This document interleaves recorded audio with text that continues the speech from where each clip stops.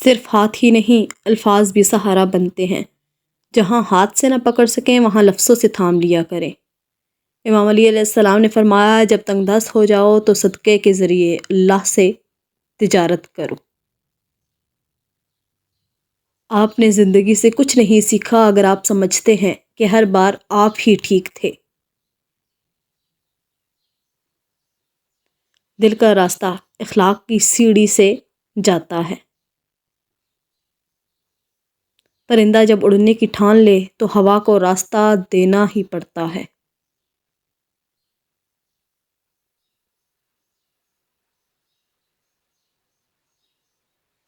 روسی کہاوت ہے کہ ملاقات کے صرف دو ہی معیار ہوتے ہیں، خون ملتا ہو یا خیالات۔ لوگوں کی اپنے خلاف باتیں سن کر دینی کام چھوڑ دینا بے عقل لوگوں کا کام ہے۔ اختلاف اپنی جگہ اور اخلاق اپنی جگہ۔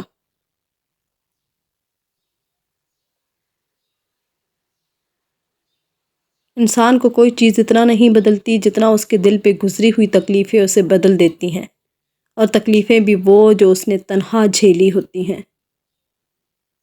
کسی فیصلے کے وقت اگر بات قرآن تک پہنچ ہی جائے تو فیصلہ قرآن کے اوپر ہاتھ رکھ کر نہیں بلکہ اس کے اندر سے پڑھ کر کریں۔ آنکھیں کھولنے کے لیے چائے دنیا کی دوسری بہترین چیز ہی ہے۔ جی ہاں، پہلے نمبر پر دھوکہ ہی ہے۔ تعلقات اکثر قصور سے نہیں، ذہن کے فتور سے خراب ہوتے ہیں۔ حقیقی طور پر خوش انسان وہ ہوتا ہے جو اپنے آس پاس کے لوگوں کے لیے خوشی لاتا ہے۔ لوگوں کے ساتھ ان کے کردار کے مطابق نہیں بلکہ اپنی تربیت کے مطابق رویہ اختیار کیجیے۔ بیوی اپنے شوہر سے اس وقت تک لڑتی یا ضد کرتی ہے جب تک اسے اس سے پیار کی امید ہوتی ہے۔ جب وہ امید ختم ہو جاتی ہے تو وہ لڑنا اور ضد کرنا بند کر دیتی ہے۔ ہم سے زیادہ درویش تو پرندے ہیں، تھوڑا سا رزق اٹھا لیا اور زیادہ چھوڑ دیا۔ دنیا میں کوئی انسان کسی پر احسان نہیں کرتا، ہر کوئی اپنے فرائض پورے کرنے کے لیے پیدا ہوا ہے۔ کتنے عجیب لوگ ہیں، بات پکڑ کر انسان چھوڑ دیتے ہیں۔ دنیا کے سارے جھوٹ ایک طرف اور انسانیت کی خدمت کے لیے ڈاکٹر بننے والا جھوٹ ایک طرف۔ جو چیز کسی کو مقدار میں زیادہ دی جائے وہ ضائع ہی ہوتی ہے، چاہے وہ توجہ ہو، احساس ہو یا پھر محبت۔ حضرت علی نے فرمایا، عاقل اپنے کام پر اور جاہل اپنی امیدوں پر بھروسہ کرتا ہے۔ عاقل کمال چاہتا ہے اور جاہل مال چاہتا ہے۔ جس کے اخلاق اچھے نہیں ہوتے اس کی اچھائیوں کی کوئی تعریف نہیں کرتا۔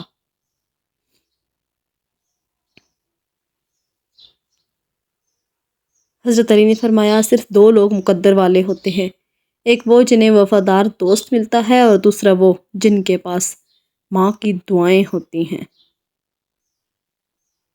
جسمانی رشتے مختصر زندگی تک محدود ہوتے ہیں، آخرت میں ہم ان کے ساتھ ہوں گے جن سے ہمیں روحانی محبت ہوگی۔ جس انسان کو غصہ زیادہ آتا ہے وہ انسان پیار بھی اتنا ہی زیادہ کرتا ہے اور اتنا ہی صاف دل رکھتا ہے۔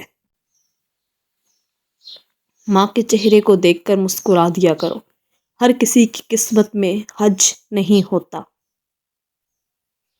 ریسرچ کے مطابق اپنی ماں کی آواز سننا ذہنی دباؤ اور ٹینشن کو کم کر سکتا ہے، چاہے وہ ٹیلی فون پر ہی کیوں نہ ہو۔ جینے والوں کی قدر کیجیے، مرنے والے اپنی تعریفیں نہیں سن سکتے۔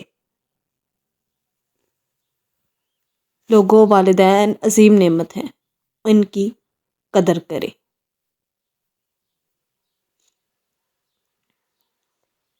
کبھی وہ روٹھ جاتی ہے، کبھی وہ پیار کرتی ہے، محبت اس طرح مجھ کو ہزاروں بار کرتی ہے، سلا کر گود میں اپنا اوڑھاتی ہے مجھے آنچل، وہ میری ماں ہے جو مجھ سے بہت ہی پیار کرتی ہے۔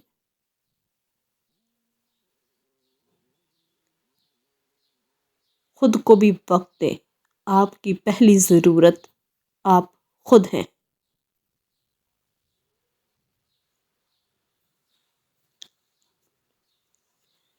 غصہ وہ سزا ہے جو ہم کسی اور کی غلطی پر خود کو دیتے ہیں۔